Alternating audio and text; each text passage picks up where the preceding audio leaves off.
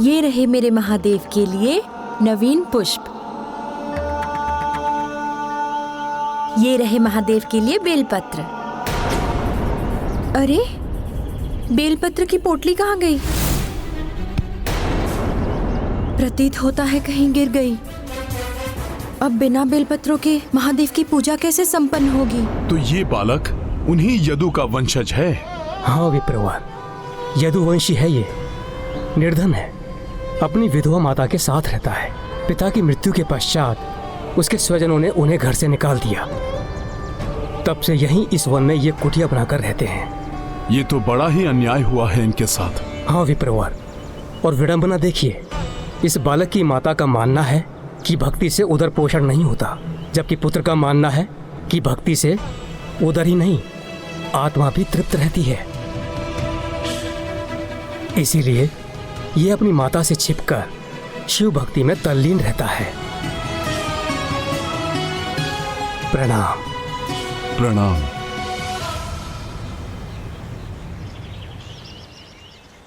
यदि इस बालक की भक्ति में इतनी निष्ठा है तो मुझे ये बेलपत्र उसे देने जाना ही होगा, अन्यथा उस नन्हे भक्त को पुनः बेलपत्र लाने के लिए श्रम करना होगा।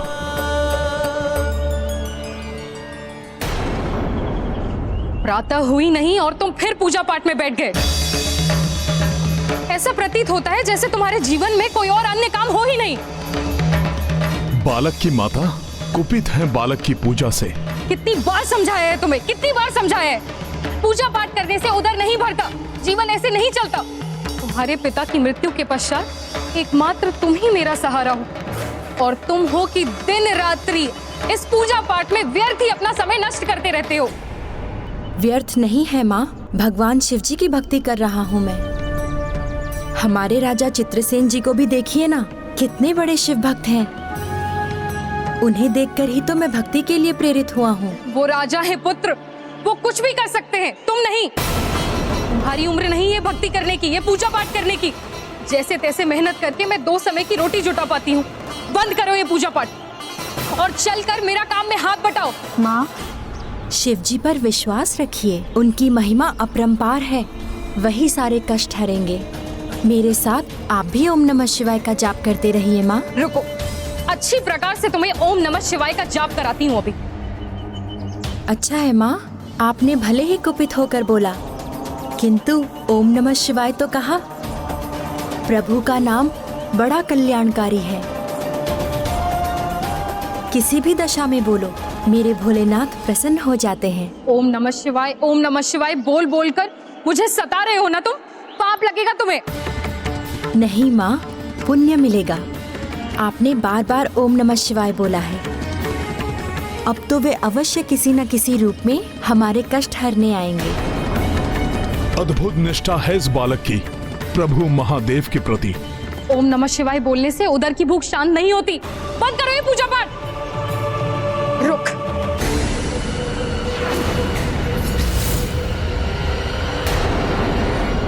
ये शिवलिंग ही सारे कष्टों की जड़ है। ना ये यहाँ रहेगा, ना ही तेरा ध्यान भटकेगा। नहीं माँ, ऐसा मत कीजिए माँ, मेरे प्रभु को मुझसे विलग मत कीजिए माँ, उनकी भक्ति ही मेरा जीवन है। नहीं, आज मैं इस शिवलिंग को कुएं में डाल दूंगी, जिससे तुम पुनः इसे दोबारा निकाल ना सको। नहीं माँ, ऐसा मत कीजिए माँ, इन्हें वापस रख दीजिए माँ। हट जा मेरे रास्ते से। नहीं माँ, इन्हें वापस रख दीजिए माँ। नहीं, नहीं महादेव।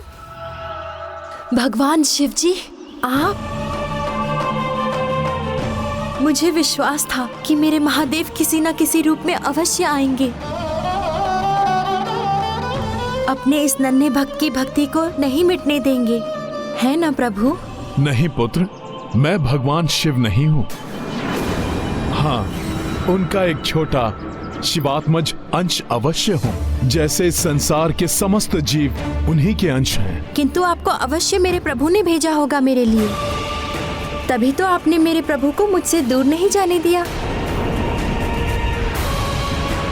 माता, जिन महादेव की पूजा से मनुष्य इस संसार के बंधन रूपी कुएं से बाहर निकल आते हैं, उन्हें ही कुएं में डालने जा रही थी। ये ज्ञान की बातें रहने दीजिए साधु महाराज।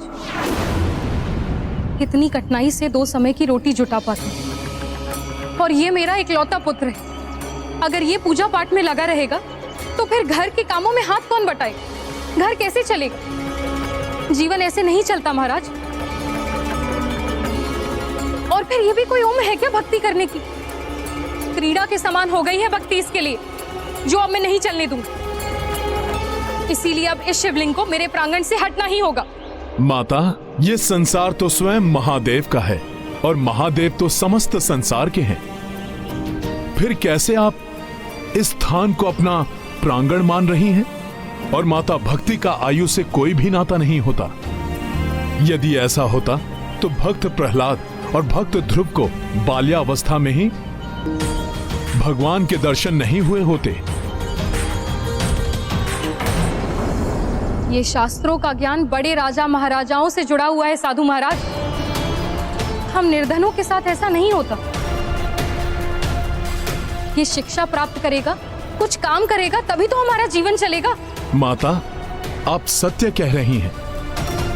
इसकी आयु अभी शिक्षा प्राप्त करने की ही है, किंतु भक्ति के माध्यम से तो अतुलनीय ज्ञान के भंडार की प्राप्ति हो जाती है माता। किंतु शिक्षा भी तो मात्र धनाढ़ियों के ही लिए है साधु महाराज। हम जैसे निर्धनों की संतान को कौन शिक्षा देगा? मैं दूंगा इसे शिक्षा। आपके पुत्र की भक्ति पर मुझे विश्वास है। मैं इसका गुरुदेव बनकर इसका मार्गदर्शन करूंगा। माता, आप मेरा विश्वास कीजिए। इसकी भक्ति सफल होते ही आपके समस्त कष्ट दूर हो जाएंगे। माता, पिता ही अपने पुत्र को उचित मार्ग पर चलने का निर्देश देते हैं, किंतु भाग्य से आपके पुत्र ने स्वतः ही सर्वोचित भक्ति के मार्ग को चुना है। माता, आप इसे एक अवसर तो दीजिए। हाँ माँ, देखिए ना, ये भक्ति का ही तो चमत्कार है जो बिना श्रम के मुझे गुरुदेव की प्राप्ति हो रही है। ये बड़े ही ज्ञानी एवं तेजस्वी ऋषि प्रतीत होते हैं। मुझे इनका शिष्य बनने की अनुमति दीजिए माँ। उचित है। अगर इन ऋषिवर को इतना भरोसा है तो मैं और प्रतीक्षा कर लूंगी। देखती हूँ कब भगवान शिव मेरे पुत्र की भक्ति से प्रसन्न होकर हमारे कष्टों को दूर करते हैं।